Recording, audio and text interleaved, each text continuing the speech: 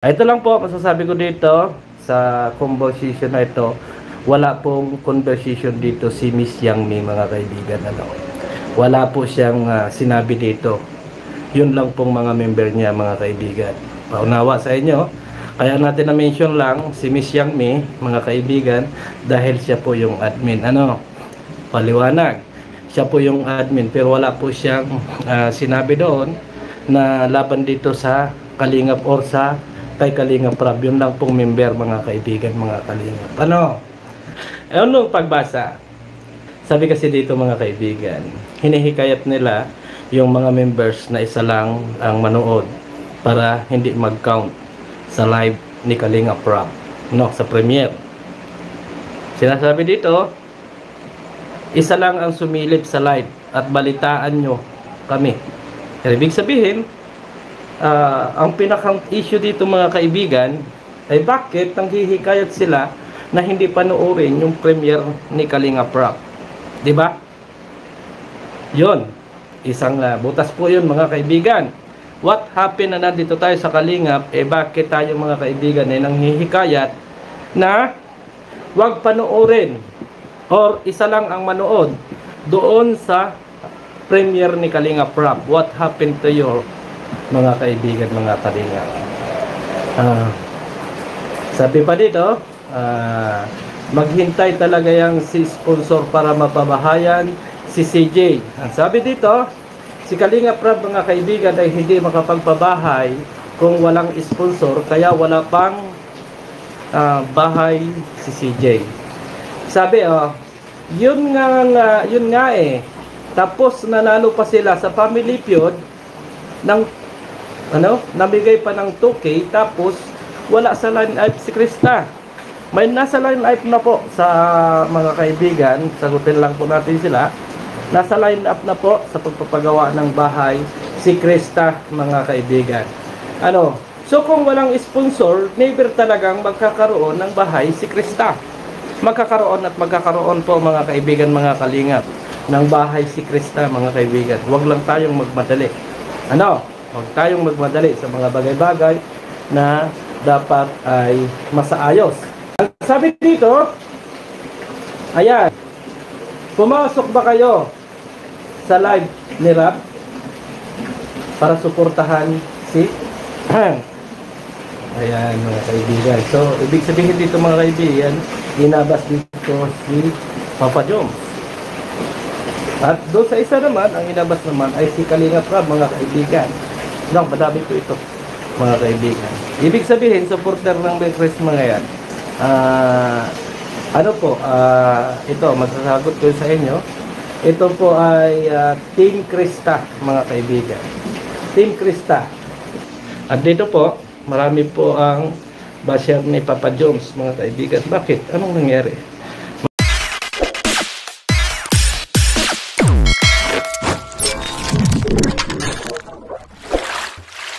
Okay guys, isa na muli mapagpalang umaga, tanghali, gabi po sa inyo lahat. Sana po ang lahat ay nasa mabuting kalagayan at ligtas po sa anumang kapahamakan. Sana po kayo dako ng mundo naroroon. Ako po muli ang inyong lingkod, Maestro 21 TV. At sa ating video ngayon araw na ito, mga Kalingap, ay gusto ko lang pong magbigay din po ng aking sariling komento, opinion, kuro-kuro at reaction po tungkol nga po dito sa naging expose, sa naging expose po ng ating presidente po ng Carepa, Javier De Leon, aka Abirador. Okay, so sinasabi po dito, mga Kalingap, doon po sa unahan po ng ating video ay nandyan po yung ating video clip na ating kinuha po doon sa naging live po niya at binasa po niya yung di umano ay mga chismisan ng mga members po ng isang GC, at tinukoy po din niya, mga Kalingap, na ito daw pong GC na ito ay Mikris GC or Team Krista GC. Okay? So tuloy ngayon, mga Kalingap, ay dahil ang sinisiraan po doon ay primarily Jomcar, si Kalingap Jomar, at the same time po si Kalingap Rab at ni Baby Carla. So naiisip po tuloy, mga Kalingap, na itong team na itong taga-suporta, itong taga-suporta po ni Mick Chris po ang tinutukoy po nila na naninira sa Jom Carl. Pero ang maliwanag po dito, mga kalingap, hindi naman po lahat. Huwag natin pong lalahatin kasi siyempre pag sinabi po natin na nandyan po sa GC ay hindi natin tutukoy ang mga kagustuhan ng bawat isa, hindi po ba mga kalingap?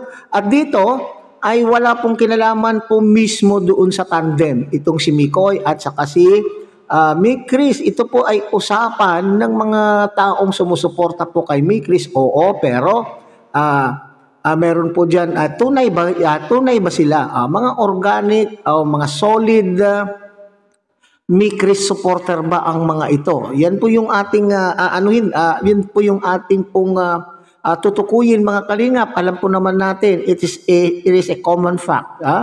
Alam po naman natin na itong karamihan po, lalo na po yung admin po ng GC na yan mga kalingap, saan pa nagmula? Saan bang grupo nagmula po yung admin na yan? At siyempre, tangay-tangay po niya yung kanya pong mga alipores o tangay-tangay po niya mga kalingap, yung mga dating members din po ng Jom Carl na sinasabi po nila ay mahal na mahal po nila ang Jom Carl, hindi po ba? At lumipat lamang po sila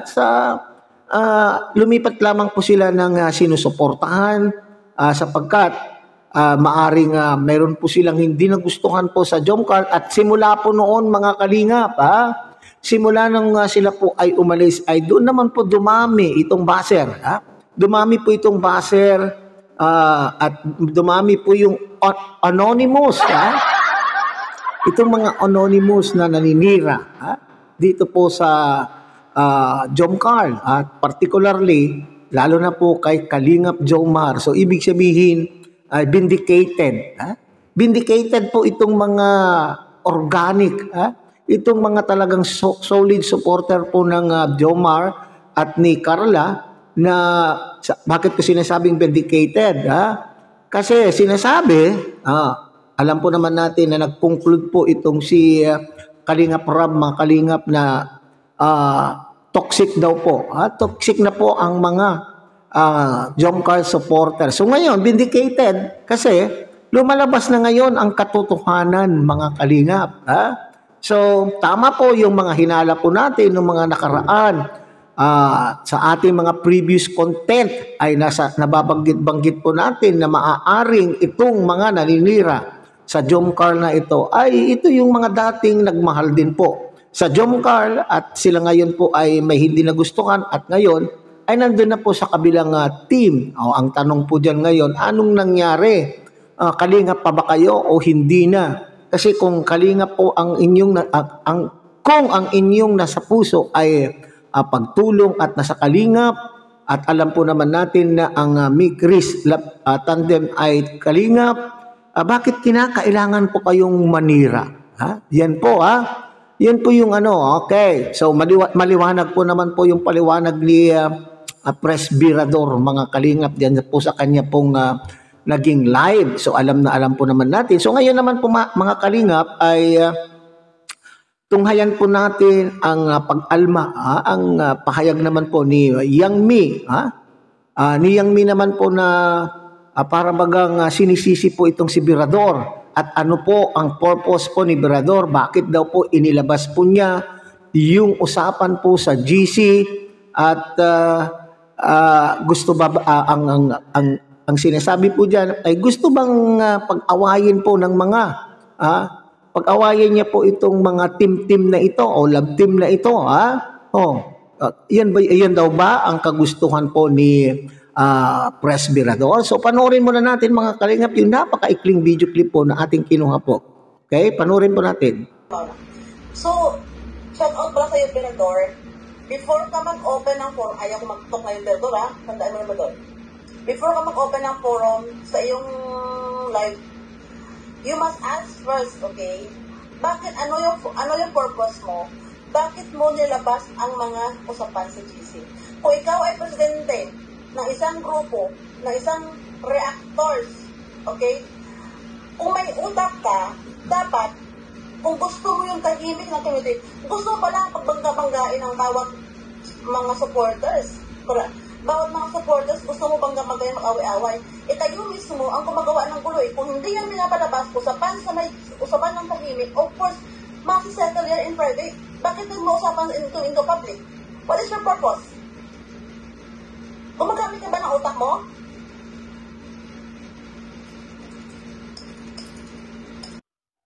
Okay, so yan para bagang galit na galit. O bakit? Bakit inilabas? Bakit daw inilabas ang usapan? Imbestigahan mo. Kung ikaw ang admin dyan, Yangmi, imbestigahan mo kung sino ang naglabas yung usapan po na yan. Ngayon, tinatanong mo itong si Presbyrador kung ano ang kanyang purpose, ano ang kanyang layunin, bakit inilabas. Alam po naman natin na itong si Presbyrador ay pinagkakatiwalaan po ng pamunuan ng Kalingap upang ayusin ang mga bagay-bagay. Yung mga sigalot, mga kung ano man hindi pagkakaunawaan, alam po natin, ang mga presidente po ng bawat team ng reactors ay pinagkakatiwalaan po ni Kuya Bal na sila po ang mag-ayos. At isa na po dyan po si Presbyrador. Kung tinatanong mo ano yung layunin, at siyempre, upang ang layunin po ni Presbyrador dito, kung bakit po niya tinalakay, para sa akin, kung bakit niya po tinalakay ang usapan po ninyo diyan sa GC, ay upang itama po kayo. Itama pa kayo. Kasi tama ba na kayo po ay manghihikayat ng inyong mga members na isabotahe na huwag panoorin po ang mga premiere, mga upload po ni Kalinga Prab? At tama ba na pag-usapan po nyo doon sa inyong GC ang mga negatibong at kasiraan ni Kalingap Jomar at the same time po yung paninira po nyo sa Jomcar? Tama lang ba yun, mga Kalingap? So yun po yung purpose. Bilang presidente, at inaatasan po ng ating founder, itong mga presidente na ito na iayos ang mga nakikita po nilang problema, yun ang nakikita kong purpose at layunin po ni Presbyrador upang kayo po ay matigilan na at tumigil na rin po yung paninira ninyo po sa ibang love team. So tinatanong mo, sinasabi mo diyan na ang purpose po ni Birador ay upang paglabanin, pag-away-awayin, at sinabi mo, sana ay tinawagan mo ako, minessage mo ako, at nang sa ganun ay nagawan ng paraan and we can settle the problem in private. Sabi mo, we can settle the problem in private. Okay, ganito naman po yan, ang aking opinion naman po dyan. Ikaw ang admin po sa GC na yan. Okay? Sa iyong palagay, ay hindi mo nakikita, huwag mong gawing alibay na hindi mo na-monitor. Hindi ka lang ba sumisilip dyan sa GC na yan at hindi mo alam kung ano ang pinag-uusapan po dyan. Sana kung admin, maski sabihin mong isa ka sa mga admin, may mga ibang admin pa siguro na nakakabasa at hindi man lang ba na ipaparating sa iyo na ganito ang pinag-uusapan po sa inyong GC na yan. At siyempre, kung ang puso mo, Yangmi, ay nasa Kalingap, siyempre, ayaw mo rin po naman na masira po siguro itong si Kalingap Prab. Ayaw mo naman din masira yung ibang love team na create ni Kalingap Prab. Hindi ba ba? Bagamat mayroon kayong kanya-kanyang mga love team na sinusuportahan na ngayon, hindi pa rin po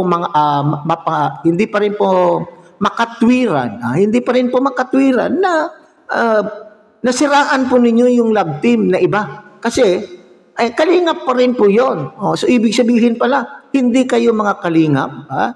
Ang puso po nyo ay wala sa Kalingap ng dahil sa inyo pong nararamdaman na tampo o galit sa isang team na pinanggalingan po ninyo. Katanungan lang naman po yun na Miss Yangmi. Tinatanong mo kung ano ang purpose. Ano ang purpose po ni Birador sa paglabas ng inyong usapan? Sa ating naman pong katanungan, ano naman po yung purpose mo dito sa Kalingap? Ano naman po ang layunin mo? Bakit nandito ka sa Kalingap? Tama yata po mga Kalingap yung sinasabi po ng ating mga kasamahan, tama din po yata yung obserbasyon ng ating mga solid Kalingap supporters na ginagamit lamang po ng grupong ito, lalo na po itong si Yang Mi. Iyon po yung akusasyon po ng iba. At nababasa po naman natin. Tama lang din po yatang sabihin na itong si Yang Mi ay ginamit lamang po ang Kalingap para saan?